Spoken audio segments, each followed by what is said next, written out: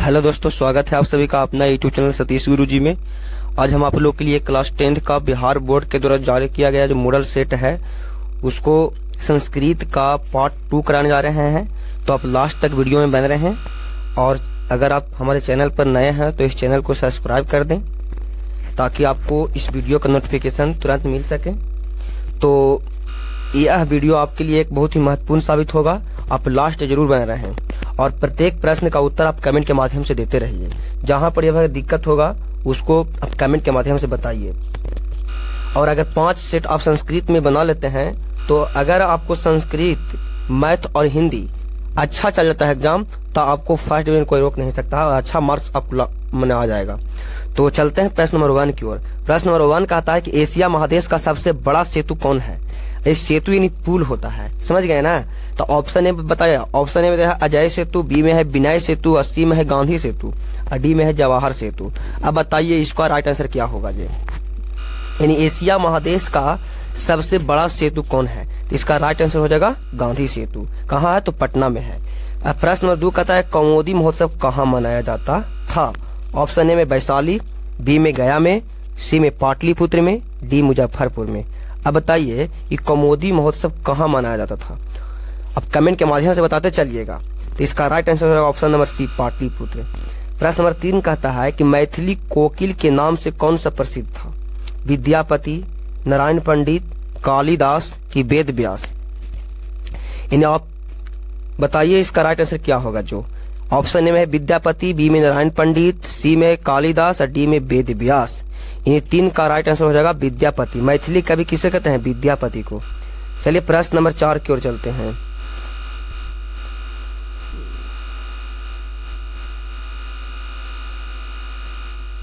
प्रश्न नंबर 4 कहता है सर्व शुक्ला सरस्वती किसे कहा गया है? ऑप्शन ए में है याज्ञवल्क्य ने, वानभट्ट ने, कि जनक ने, कि दंडी ने। अब बताइए कमेंट के माध्यम से। वीवीआई प्रश्न है दोस्त। इन सर्व शुक्ला सरस्वती किसने कहा है? इन 4 का राइट आंसर हो जाएगा ऑप्शन नंबर डी, दंडी ने। सर्व शुक्ला सरस्वती किसने कहा है? दंडी ने कहा है। प्रश्न नंबर 5 गंगा देवी का समय क्या था? 14वीं सदी, 8वीं सदी, 9वीं सदी, 12वीं सदी। इन 5 का राइट आंसर हो जाएगा 14वीं सदी। प्रश्न नंबर 6 किसके गीत देवता लोग भी गाते हैं? ऑप्शन ए भारतवर्ष, बी में स्वीडन के, सी में बांग्लादेश के, डी में पाकिस्तान के। इन 6 का राइट आंसर ऑप्शन नंबर ए हो जाएगा, भारतवर्ष के देवता लोग भी गीत गाते हैं। प्रश्न नंबर 7 क्रमवीर कौन है? राम परवेश राम, जीतन राम, बलराम, जयराम। इन 7 का राइट आंसर ऑप्शन नंबर ए हो जाएगा राम परवेश राम। प्रश्न नंबर 8 बालकेशु किस विभक्ति का रूप है? अब बताइए इसका राइट आंसर क्या होगा जी। 8 के राइट आंसर बताइएगा। देखिए बालक कह, बालकम, बालकेन, बालकाय, बालकत, बालकस्यः, बालके, बालकी एक वचन का रूप हुआ, लेकिन ये बाहुवचन में है, समझ गए ना। बालकेशु जो है इस 7वीं विभक्ति, सु अगर आवेगा तो 7वीं में आवेगा, बहुवचन में आवेगा। अगर बाल का नाम आता तो 6वीं विभक्ति बहुवचन में होता, समझ गए ना। लेकिन यहाँ कहता है कुछ बालकेशु किस विभक्ति का रूप है? तब बालकेशु 7वीं विभक्ति और बहुवचन का रूप है, समझ गए ना। अगर रामेशु का तब 7वीं होता। इसी तरह से इसको आप याद जरूर रखिएगा। इसको रूप चलता है राम कर, अगर बताइएगा तो राम पर बैठेगा कि रामा है रामा, मैं रामेन रामा, रामा तो रमस्या है रामे राम। चाहे अगर बोलिएगा कि बालक है बालकम, बालकेन, बालकाय, बालकता, बालकस्या है बालके, बालक। तो यानी एक वचन का रूप हुआ। परंतु अगर पूछेगा कि बालकेशु किस विभक्ति का रूप है, कि बहुवचन 7वीं विभक्ति का रूप है, बाल का नाम 6ठी विभक्ति बहुवचन का है, यानी बालकेशु अगर हो जाएगा तो इसका राइट आंसर सी हो जाएगा। प्रश्न नंबर 9 कौन लोभ से प्रभावित हुआ है? बताइए पथिक ने ना, यानी लोभ के चक्कर में पड़ गया। किसको? बाघ के चक्कर में लोभ में फंस गया था, पथिक यानी राहगीर। इसका राइट आंसर ऑप्शन नंबर ए हो जाएगा। प्रश्न नंबर 10 कहता है अशांति सागर के तटों के बीच कौन स्थित है? मानव है, कि दानव है, कि जीव है, कि संसार है? तो 10 का राइट आंसर बताइएगा। अशांति सागर के तटों के बीच कौन स्थित है? तो संसार है। प्रश्न नंबर 11 बहती नदी जाकर कहाँ मिलती है? सरोवर में, नदी में, समुद्र में कि तालाब में? 11 का राइट आंसर बताते चलिए, आप कमेंट करिए, जरूर करिए, ताकि आपको पता चले। अब आखिरी मौका है, बस 10 से 12 दिन आपको समय बच रहा है, आप जान लगा दीजिए, समझ गए ना? यानी जितना भी हो सके आप टाइम को बर्बादी ना करें, टाइम को उचित समय दें पढ़ने पर, समझ गए? और एक सेट जरूर एक दिन मारें। अब अगर संभव हो तो हमारे वीडियो के माध्यम से आप सेट मार लीजिए, ताकि आपको अनुभव हो सके कि हम कितना नंबर ला रहे हैं। तब बताइए कि बहती नदी कहाँ मिलती है? कमेंट बताइए, कमेंट करिए, इसका राइट आंसर बताइए आप कमेंट के माध्यम से कि बहती नदी कहाँ मिलती है? सरोवर में मिलती है कि नदी में मिलती है कि समुद्र में मिलती है कि तालाब में मिलती है? इन 11 का राइट आंसर बताइए आप, क्या होगा जी? इन बहती हुई नदियां कहाँ मिलती है? तो समुद्र में मिलती है। इसका राइट आंसर सी हो जाएगा। चलिए प्रश्न नंबर 12 की ओर देखते हैं। 12 कहता है कि सत्य का खजाना कहाँ है? सत्य का खजाना पृथ्वी लोक में है कि नरक लोक में है, देवलोक में है कि कोई नहीं होगा? इन 12 का राइट आंसर देखिए, नरक लोक नहीं होगा, पृथ्वी लोक नहीं होगा, इनको जो होगा देवलोक। चलिए प्रश्न नंबर 13, भारत महिमा पाठ का द्वितीय श्लोक किस पुराण से संकलित है? इन द्वितीय श्लोक, भारत महिमा पाठ का द्वितीय श्लोक किस पुराण से संकलित है? Option A Vishnu Purana, B में भागवत पुराण से, सी में पहा पुराण से कि वायु पुराण से? ये 13 का राइट आंसर बताइएगा। देखिए कहा है ना, अगर पूछेगा द्वितीय श्लोक किस पुराण से संकलित है, यानी 13 का right answer option number B Bhagavata Purana होगा, अगर द्वितीय श्लोक पूछेगा तब। लेकिन अगर प्रथम श्लोक पूछता तो इसका राइट आंसर विष्णु पुराण से होता, लेकिन पूछा द्वितीय श्लोक, इसका राइट आंसर बी हो जाएगा भागवत पुराण से। प्रश्न नंबर 14 कि पुराण के रचनाकार कौन है? महात्मा विदुर, महर्षि वाल्मीकि, महर्षि वेद व्यास की कालिदास? इन्हें 14 का राइट आंसर बताइए। 14 का राइट आंसर देखिए, इस पुराण पूछेगा तब, चाहे अगर उपनिषद पूछेगा तब, चाहे मंगलम पूछेगा तब, इन तीनों का right answer option number C ही होगा।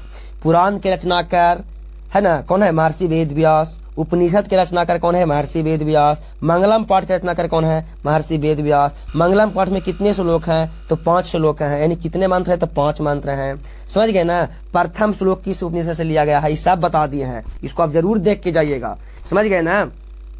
और भी याद करिएगा, उपनिषद कितने हैं? तो 108।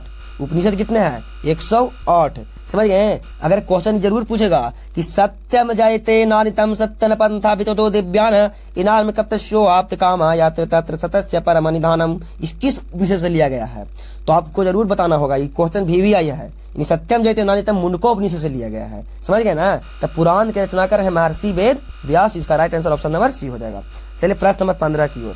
रूप की रक्षा किससे होती है? सत्य से, अभ्यास से कि मज्जा से, यानी वस्त्र से कि आचरण से? यानी 15 का राइट आंसर ऑप्शन नंबर हो जाएगा जाकर के, कहने गया रूप की रक्षा है ना जी, तो रूप की रक्षा हो जाएगा मिर्जिया से हो जाएगा, यानी मिर्जिया वस्त्र से। चलिए प्रश्न नंबर 16, अपयश को कौन नष्ट करता है? अपयश को कौन नष्ट कर देता है? नर्मता, पराक्रम, क्षमा कि सद्व्यवहार? यानी 16 का राइट आंसर बताइए।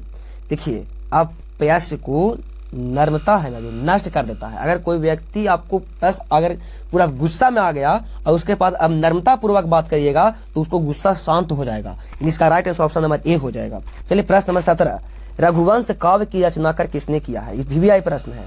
रघुवंश काव्य की रचना किसने किया है? महात्मा विदुर, महर्षि वाल्मीकि, महर्षि वेद व्यास कि कालिदास? यानी 17 का राइट आंसर बताइएगा। तो 17 का right answer option number D हो जाएगा, कालिदास ने किया है। रघुवंश काव्य की रचना किसने किया है? कालिदास ने किया है। रघुवंश काव्य की रचना किया है कालिदास ने किया है। तो प्रश्न नंबर 18 की ओर चलते हैं।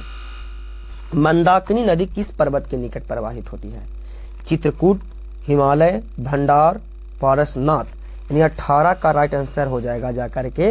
अब कमेंट के माध्यम से बताते भी चलिए दोस्त, ताकि आपको पता चल सके कि हम कितना नंबर ला रहे हैं। अब 100 में कम से कम तो 50 से प्लस लाइए, ताकि आप वहां पर 50 आप मार सकें, समझ गए ना? इन 18 का राइट आंसर क्या हो जाएगा? तो मंदाकिनी नदी किस पर्वत के निकट है? तो चित्रकूट पर्वत के निकट है, इसका राइट आंसर ऑप्शन नंबर ए हो जाएगा। प्रश्न नंबर 19, भिक्षुक किस वेश में आया था? राजा के, भिखारी की मंत्री की ब्राह्मण? इन 19 का right answer option number D हो जाएगा, ब्राह्मण। कर्ण, कवच और कुंडल किसको दिया था? बताइए। इंद्र को, भीष्म को, कृष्ण को, युधिष्ठिर को? बहुत अच्छा प्रश्न है, इसको बताइए कमेंट के माध्यम से क्या होगा जो कर्ण, कवच और कुंडल किसको दिया है? यानी 20 का राइट आंसर बताइए जल्दी। यानी कर्ण ने कवच और कुंडल इंद्र को दिया था, इंद्र मांगने आए थे, छल पूर्वक मांग लिए थे। कर्ण के पास कवच और कुंडल जन्म से ही था। चलिए प्रश्न नंबर 21 की ओर चलते हैं। मनुष्य को कर्तव्य और अकर्तव्य का बोध कौन कराता है? ऑप्शन ए में शास्त्र, विवेक, ज्ञान, धन। यानी 21 का राइट आंसर ऑप्शन नंबर ए शास्त्र। यानी शास्त्र जो है मनुष्य को कर्तव्य और अकर्तव्य को बोध करवाता है। चलिए प्रश्न नंबर 22, उच्चारण का क्रिया कौन बोध करवाता है? उच्चारण क्रिया का कौन बोध करवाता है? शिक्षा, कल्प, छंद, ज्योतिष। बताइए 22 का राइट आंसर क्या होगा जी? देखिए दोस्त, उच्चारण की जो क्रिया होती है शिक्षा हमको बोध करवाता है। कौन करवाता है? शिक्षा। प्रश्न नंबर 23, निरुक्त के रचयिता कौन है? ऑप्शन ए व्यास जी, बी में पाणिनि, सी में चाणक्य और डी में यास्क। अब बताइए कि 23 का राइट आंसर क्या हो जाएगा? देखिए निरुक्त के रचयिता यास्क है। निरुक्त के रचयिता कौन है दोस्त? यास्क। याद करके जाइएगा, निरुक्त के रचयिता कौन है? यास्क। चलिए प्रश्न नंबर 24, भारत की गौरवपूर्ण भाषा कौन है? फारसी, हिंदी, संस्कृत, अंग्रेजी। अब बताइए एनों से भी हल्का प्रश्न होगा। जो गौरवपूर्ण भाषा जो हम लोग को है संस्कृत है, संस्कृत से ही हिंदी बना है। यानी भारत की गौरवपूर्ण भाषा संस्कृत होगा। इसका राइट आंसर सी हो जाएगा। प्रश्न नंबर 25, भारत रत्न से कौन विभूषित हुए थे? बताइए रामचंद्र राय, विद्याचंद्र राय, श्यामचंद्र राय, हरिश्चंद्र राय। 25 के राइट आंसर बताइएगा। तो 25 का राइट आंसर विद्याचंद्र राय हो जाएगा। प्रश्न नंबर 26, नरक के कितने द्वार हैं? तो नरक के इससे भी आसान बताइए, इससे भी है। नरका के कितने द्वार हैं? तो 3। इसका राइट आंसर सी हो जाएगा। प्रश्न नंबर 27, गुरु नाम किस विभक्ति का रूप है? अब बताइए 27। बहुत प्रश्न अच्छा है। आप अगर इस सब विभक्ति नहीं आता है तो आप हमारे चैनल के प्लेलिस्ट में जाइए, वहां पर आपको जाकर पूरा शब्द रूप बता दिया गया है, एक गीत के माध्यम से बताया गया है। बहुत ही आसान भाषा में, सरल भाषा में है, आपको जरूर याद हो जाएगा। तो बताइए गुरु नाम किस विभक्ति का रूप है? 27 का राइट आंसर बताइए। देखिए गुरु नाम हम बताए थे कि कोई भी शब्द में अगर नाम जुट जाएगा तो छठी विभक्ति बहुवचन में हो जाएगा, और अगर सु जुट जाएगा तो 7वीं विभक्ति बहुवचन में हो जाएगा। याद रखिएगा, जब नाम जुटेगा तो छठा, सु करेगा तो 7वां। अब यहाँ बताइए तो नाम जुटल है कि ना? गुरु नाम, तो कौन सी हो जाएगा? अब बताइए आप भी। इसका राइट आंसर क्या हो जाएगा दोस्त? तो छठी विभक्ति हो जाएगा। अब बताइए राम प्रवेश राम के गांव का नाम क्या था? बताइए भिखन टोला, नया टोला, भीख टोला कि भिखन टोला। अब यहाँ देखिए, यहाँ पड़ी गई लाइकन के कंफ्यूज कहाँ पड़ी होगा जी? हाँ डायरेक्ट मारेगा लाइकन, ऑप्शन मारे फटाक सुन भिखना टोला, मारेगा कि नहीं मारेगा? लेकिन इसका राइट आंसर गलती हो जाएगा 28 के, समझ गए ना? भिखन टोला होना चाहिए, हो जाएगा भिखन टोला। अब बताइए चलिए, राम प्रवेश राम के परिवार में कुल कितने लोग थे? बताइए 4, 3, 2, 6। यानी 29 का राइट आंसर बताइए। यानी राम प्रवेश के परिवार में कुल कितने लोग थे दोस्त? इसका राइट आंसर बताइए कमेंट के माध्यम से, चलते बताते चलिए। अब बस 10 दिन है दोस्त, 10 दिन में ही आपको अच्छा कर जाना है ताकि आपको अच्छा नंबर से पास हो जाइएगा। तो आप 29 के राइट आंसर बताइए क्या होगा जी? तो राम प्रवेश के परिवार में कुल कितने लोग थे? देखिए एक राम प्रवेश और राम प्रवेश का एक बहन, राम प्रवेश का पिता, एक माता, यानी 4 लोग थे। इसका राइट आंसर ऑप्शन नंबर ए। आज समाज की स्थापना कब हुई थी? कौन किए थे बताइएगा ये भी। तो आज समाज की स्थापना जो हुआ था ऑप्शन ए में है 1883, बी में 1875, 1824, 1888। यानी 30 का राइट आंसर आप बताइए। तो आज समाज की स्थापना हुआ था 1875 ईस्वी में। कहाँ हुआ था? तो मुंबई में हुआ था। कौन किया था? दयाराम साहनी। दयाराम साहनी नहीं, स्वामी दयानंद सरस्वती, स्वामी दयानंद सरस्वती ने किया था। ठीक है, चलिए प्रश्न नंबर 31, राजन शब्द प्रथमा बहुवचन का रूप क्या होगा? अब बताइए राजनौ, राजा, राजान्या कि राज्ञा। ये भी आपको प्ले लिस्ट में राजन शब्द दिया हुआ है, आप इसको जरूर याद करिएगा। अब बताइए 31 का राइट आंसर क्या हो जाएगा? राजन शब्द तो राजाना, कुछ होता है राजाना, यानी ऑप्शन नंबर सी हो जाएगा दोस्त। यानी 31 का right answer option number C. यहाँ देखिए मुनये। अब जितना भी शब्द रूप है पहले आप उसको याद करके ही जाइएगा ताकि आपको एक नंबर नहीं छूटेगा दोस्त, समझ गए ना? तो पहले आप हमको प्ले लिस्ट में जाइए और उस शब्द रूप को आप पहले याद करिए, पहले उसी को याद करिए। जितना भी है, रोज अगर दिक्कत होगा तो रोज देखिए वीडियो को, अगर याद हो जाता है तो आपको एक प्रश्न नहीं छूटेगा। अब बताइए तब मुनय किस विभक्ति का रूप है बताइए? द्वितीया, तृतीया, चतुर्थी, सप्तमी। बताइए इसका राइट आंसर 32 क्या होगा जी? ये देखिए, तब मुनि मुनि मुनिया मुनये मुने मुने मुनाओ मुने। अब बताइए, तब मुनि मुनि में मुनि ना मुनाए, यानी क्या हो गया? चतुर्थी में। मुनि मुनि मुनि ना मुनाए, यानी चतुर्थी में गया। मुनि मुनि मुनि ना मुनये, यानी चतुर्थी हो जाएगा। प्रश्न नंबर 33, तस्मात किस शब्द का रूप है बताइए? तस्मात युष्मत का है, अस्मत का है, कि तत् का है, कि यत का है? देखिए, अगर युष्माद कहता ना दोस्त, बताइए 33 का पहले आप बताइए क्या होगा जी? बताइए 33 का राइट आंसर क्या होगा जो? देखिए, इसका रूप चलता है दोस्त, अगर अस्मद रूप रहेगा ना, युष्मद दोनों को एक ही तुरी बता देते हैं। देखिए, इसका रूप चलेगा ना, अहम माया महिया माता मामा माई रे। अगर इसको चलेगा कि त्वम त्वम त्वया तुभियम, सॉरी फिर से बोलते हैं, अहम माया महियम माता मामा माई रे, त्वम त्वम त्वया तुभियम त्वता तवा त्वयि रे। लेकिन इसमें कहीं भी नहीं तस्मात आ रहा है नहीं। देखिए, बोलते हैं कि आहम, असमत वाला, आहम माम माया महियम माता मामा माई, आ गया ना? कहीं नहीं आया। इस मध्य में देखिए कि त्वम त्वम त्वया तुभियम त्वता तवा त्वयि रे, नहीं आया। तो ई भी नहीं होगा ना ई भी होगा, ई भी नहीं होगा ना ई भी होगा, तो या तो रूप चलेगा इसको। तो समझ गए ना? 33 का right answer option number D हो जाएगा। हाँ, देखिए अब प्रश्न नंबर कितना आ गया? 34, नदीम पद का मूल रूप क्या है? आप बताइए। इतना मस्त क्वेश्चन है, अगर नहीं बताइएगा तब बताइए क्या बताइएगा जी? इन 34 का राइट आंसर क्या होगा? नदीम भी अगर नहीं बताइएगा, इसका मूल शब्द क्या है जी? देखिए, कोई भी शब्द में अगर मा जुटल रहेगा तो उसका मूल रूप यही होगा, याद रखिएगा अधिकतर। समझ गए ना? कुछ कुछ हो सकता है अलग, लेकिन अगर कोई भी शब्द का अगर दूसरा विभक्ति पूछ दिया जाए तो नदी है, तो नदी में मा जोड़ दे, नदी में दूसरा विभक्ति हो गया। लेकिन यहाँ नदीम दिया हुआ है, दूसरा व्यक्ति दिया हुआ है, मूल शब्द पूछ रहा है।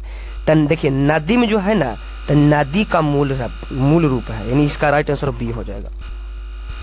प्रश्न नंबर 35, पश्यंती का मूल धातु क्या है? फस्य, दृश्य, दस्य, दृश्य। बताइए 35 का राइट आंसर। तब 35 का right answer option number B हो जाएगा। चलिए प्रश्न नंबर 36, आप श्यामी किस लकार का रूप है दोस्त? 36 का right answer option number D, दृढ़, दृढ़ लकार। प्रश्न नंबर 37, इस धातु के लोट लकार का मध्यम पुरुष बहुवचन में का होगा? बताइए इस धातु के, यानी 37 का राइट आंसर हो जाएगा ऑप्शन नंबर सी। क्या हो जाएगा? ऑप्शन नंबर सी, इश्चत। प्रश्न नंबर 38, कुरु में कौन सा लकार है? आप बताइए। तो 38 का राइट आंसर ऑप्शन ए में रीट, बी में लोट, सी में लंग, डी में रीट, यानी 38 का right answer option number B, लोट लकार। प्रश्न नंबर 39, लम प्लस उदरा की संधि क्या होगी? लंबद्रा, लंबोदरा, गजानना, अंबोदरा, यानी 39 का राइट आंसर लंबोदरा हो जाएगा। प्रतिष्ठा कौन सी संधि है? प्रतिष्ठा स्वर संधि, विसर्ग संधि, व्यंजन संधि, यानी 40 का right answer option number C हो जाएगा दोस्त। 40 का राइट आंसर व्यंजन संधि हो जाएगा। प्रतिष्ठा कौन सी संधि है? प्रतिष्ठा में कौन सी संधि है? व्यंजन संधि है। चलिए प्रश्न नंबर 41, मनोहरा का संधि विच्छेद क्या होगा? मनः जोड़ हरा, मनः जोड़ हरा, कि मनौ जोड़ हरा, कि मनः जोड़ करा, यानी 41 का right answer option number B हो जाएगा दोस्त। क्या हो जाएगा? ऑप्शन नंबर बी, मनः जोड़ हरा। चलिए प्रश्न नंबर 42, परा उपसर्ग में कौन सा शब्द है? पराजय, प्राकृत, पायरूप, प्रार्थना। देखिए 42 का राइट आंसर हो जाएगा पराजय, यानी ऑप्शन नंबर ए। प्रश्न नंबर 43, अधि उपसर्ग के मेल से कौन सा शब्द बनेगा? अधि उपसर्ग के मेल से कौन सा शब्द बनेगा? यानी 43 का right answer option number D हो जाएगा, अधिगच्छति। समझ गए ना? प्रश्न नंबर 44, उपदिशति शब्द में कौन सा उपसर्ग है? उप, उपा, उपा, उपा। बताइए 44 का राइट आंसर क्या हो जाएगा? तो उप हो जाएगा। उपदिशति शब्द में कौन सा उपसर्ग है? उप। गति में कौन सा कृत प्रत्यय है? यानी 45 का राइट आंसर ऑप्शन नंबर हो जाएगा डी, विकतिन प्रत्यय है गति में। चलिए प्रश्न नंबर 46, लघिमा शब्द में कौन सा प्रत्यय है? लघिमा शब्द में कौन सा प्रत्यय है बताइएगा। 46 में लघिमा शब्द में कौन सा प्रत्यय है? यानी 46 का राइट आंसर हो जाएगा ऑप्शन नंबर ए, इमनिच। प्रश्न नंबर 47, धनवती में कौन सा स्त्री प्रत्यय है? 47 का राइट आंसर इम प्रत्यय, धनवती में इम प्रत्यय। बिना पानी में कौन सा समास है? बिना पानी, अब बताइए कौन हो जाएगा?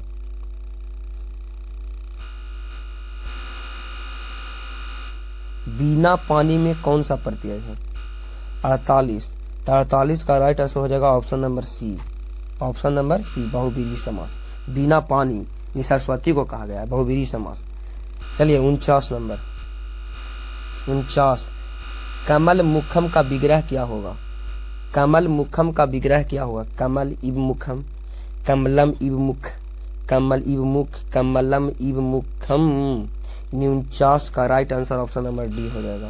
प्रश्न नंबर 50, अव्ययी भाव समास का उदाहरण कौन है? पीताम्बर, दशानन, राजपुत्र, यथाशक्ति, यानी यथाशक्ति हो जाएगा। प्रश्न नंबर 51, श्री रामः का विग्रह क्या होगा? श्री रामः का विग्रह, यानी 51 का right answer option number D हो जाएगा, श्री युक्त रामः, ऑप्शन नंबर डी। अपादान कारक में कौन सी विभक्ति होती है बताइए?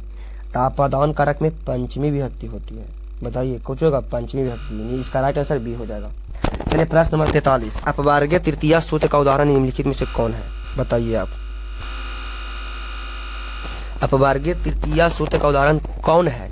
ऑप्शन ए में रामेण स सीता गच्छति, यानी इसका सूत्र होगा कि रामेण स सीता गच्छति, है ना। यानी 7 अर्थ वाले शब्दों में तृतीया विभक्ति होती है, समझ गए? तो ई वाला में नहीं होगा अपवर्गीय तृतीया। बताइए 53 का राइट आंसर क्या हो जाएगा? जो सीता क्रोसेन कथ्याम अकथ्यत, हाँ ये भी हो जाएगा, ये नहीं होगा, ये भी नहीं होगा। गंगा हिमालय गंगा प्रभाती भी नहीं होगा, यानी बी हो जाएगा आंसर इसको। ये जो सूत्र है ना ये वाला, ये सहार्थ तृतीया का ही है। सहार्थ तृतीया यानी 7 अर्थ वाले शब्दों में तृतीया विभक्ति लगता है, समझ गए ना। चलिए प्रश्न नंबर 54, प्रेम कुमारः त्रिवधावती, वाक्य के त्रिव पद में द्वितीया विभक्ति किस सूत्र से लिया गया है? बताइए। क्रमानी द्वितीया कि कालाधेनो तो संयोगे द्वितीया कि कालाधेवनयोरत्यन्ते संयोगे की क्रिया विशेषणे च। 54 का right answer option number D हो जाएगा। 54 का right answer option number D, क्रिया विशेषणे च। प्रश्न नंबर 55, अहम ... सह गयान नगरे गच्छामि, वाक्य किस रिक्त स्थान में कौन सा पद होगा? किर्नश्य, किर्ननेन, किरनात कि किर्नश्य, यानी 55 का राइट आंसर बताइए। तब 55 का राइट आंसर अब बताइए कमेंट के माध्यम से क्या होगा जी। ये भी बहुत अच्छा प्रश्न है, बताइए क्या होगा। प्रश्न नंबर 56 बोलता है कि महत चौसो नगरम का समस्त पद कौन होगा? यानी 56 का राइट आंसर हो जाएगा जाकर के ऑप्शन नंबर ए, महानगरम। प्रश्न नंबर 57, बहुब्रीहि समास में कौन सा पद प्रधान होता है? बताइए। पूर्व पद, उत्तर पद कि दोनों की अन्य पद, यानी 57 का राइट आंसर हो जाएगा अन्य पद। बहुब्रीहि समास का कौन सा पद प्रधान होता है? अन्य पद। प्रश्न नंबर 58, हे राम अत्रागच्छ, इस वाक्य के हे राम पद में कौन सा विभक्ति है? प्रथमा, द्वितीया, तृतीया, पंचमी, यानी 58 का राइट आंसर जाकर के हो जाएगा ऑप्शन नंबर ए, हे रामा। देखिए कोई भी अगर संबोधन कारक रहेगा ना उसमें प्रथमी विभक्ति लगता है, याद रखिएगा।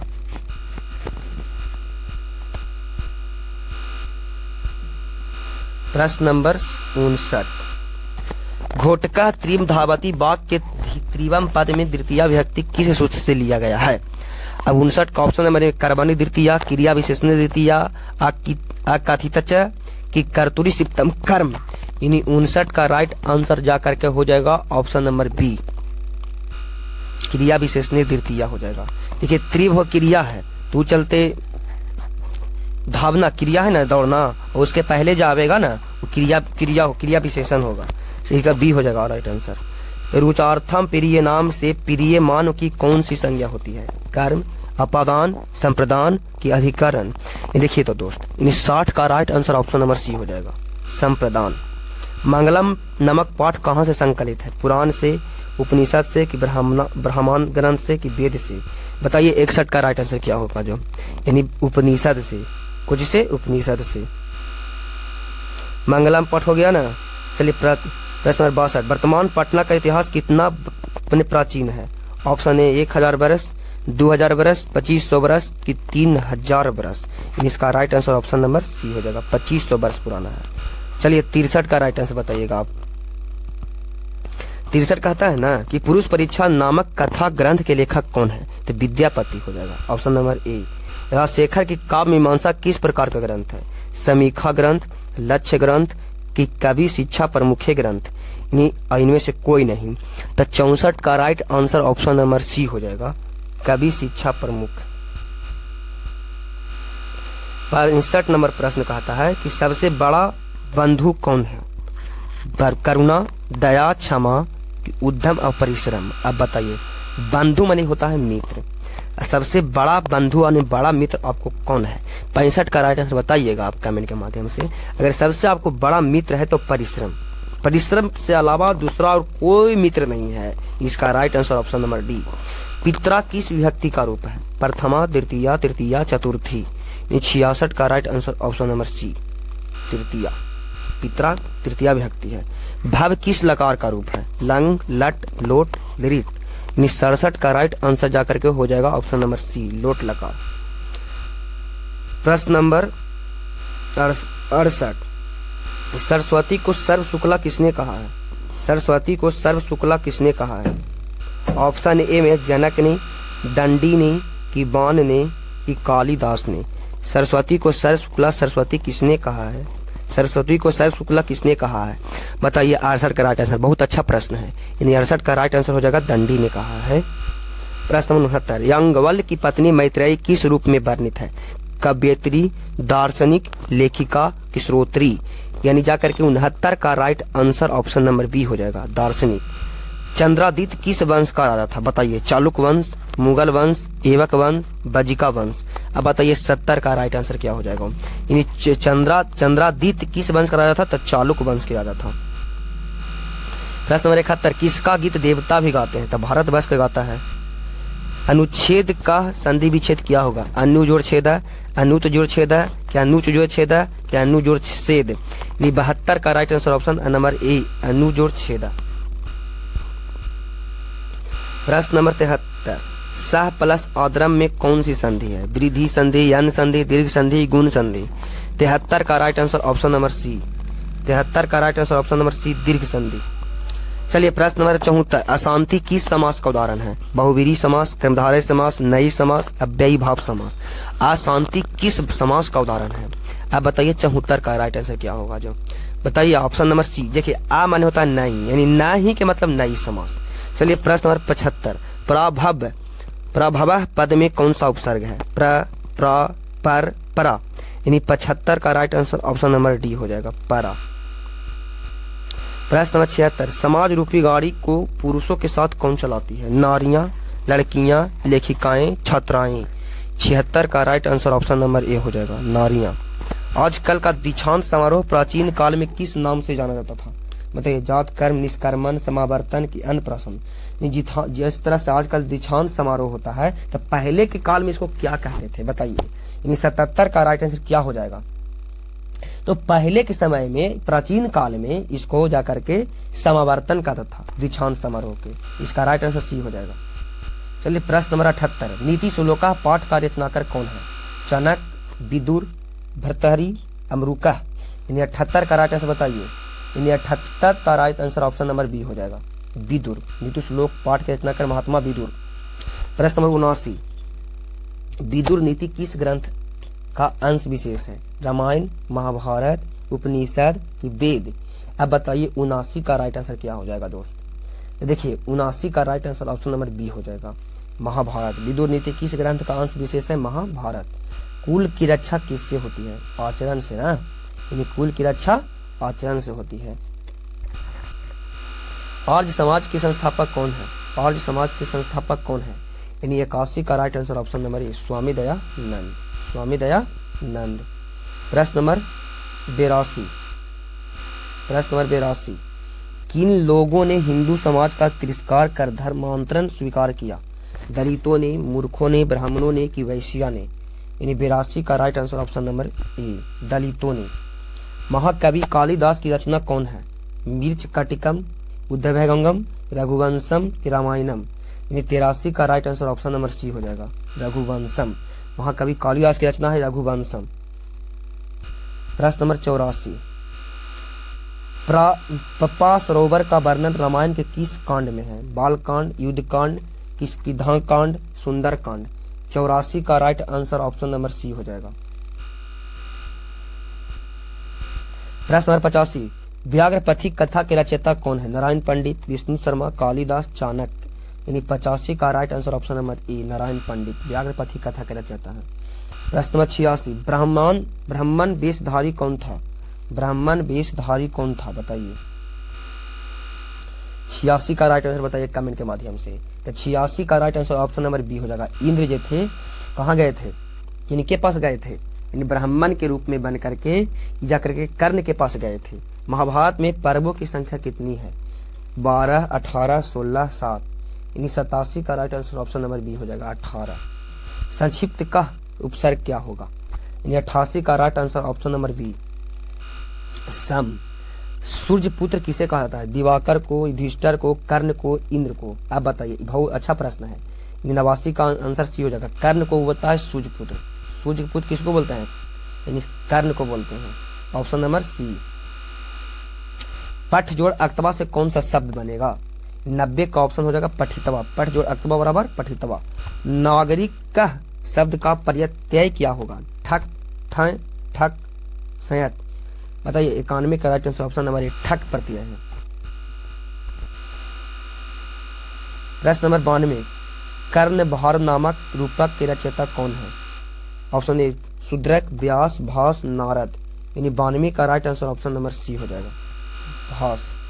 93, स्वामी दयानंद के रचित ग्रंथ कौन है? जीवन प्रकाश, ब्रह्म प्रकाश, माया प्रकाश, सत्यार्थ प्रकाश? यानी सत्यार्थ प्रकाश। गृहस्थ जीवन में प्रवेश किस संस्कार के उपरांत होता है? बताइए। 94 का राइट आंसर, यानी विवाह संस्कार के बाद गृहस्थ जीवन में प्रवेश कर जाता है, ऑप्शन नंबर बी हो जाएगा। प्रश्न नंबर 95, महाभारत महिमा पाठ का प्रथम पद किस पुराण से संकलित किया गया है? अभी बताए हैं, बताइए। प्रथम पुराण किस पुराण से लिया गया है? मत्स्य पुराण, कर्म पुराण से, भागवत पुराण से कि विष्णु पुराण से? 95 का right answer option number D, Vishnu Purana से। प्रथम पद विष्णु पुराण से।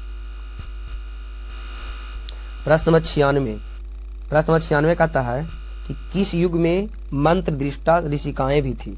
पाषाण युग में, प्राचीन युग में, वैदिक युग में, आधुनिक युग में? 96 का right answer option number C, वैदिक युग में। 97, प्रायशः उपनिषदों के आदि और अंत क्या लिखा गया है? तो 97 का राइट आंसर हो जाएगा शांति पाठ। प्रश्न नंबर 98, यूनान का राजदूत कौन था? यूनान का राजदूत कौन था? Option A, फायान, मेघास्तनीज, इतिसंग, Hiuen Tsang? 98 का right answer option number B, Megasthenes. 99, कौमुदी महोत्सव पाटलिपुत्र में कब मनाया जाता था? ग्रीष्म ऋतु, वर्षा ऋतु, शरद ऋतु, हेमंत? अब बताइए। 99 का राइट आंसर हो जाएगा ऑप्शन नंबर सी, शरद ऋतु में। प्रश्न नंबर 100, चंद्रशेखर का विग्रह क्या होगा? 100 का right answer option number D, चंद्रशेखरी। तो दोस्त, अगर वीडियो आपको अच्छा लगा है तो अपने प्रिय दोस्तों के पास शेयर करें, सब्सक्राइब जरूर कर दें, लाइक करें और कमेंट जरूर करें कि आप वीडियो आपको कैसा लगा। Thanks for watching. अगर हमारी वीडियो पर हमारे चैनल पर अगर नए हैं तो इस चैनल को सब्सक्राइब जरूर कर दें। Thanks for watching.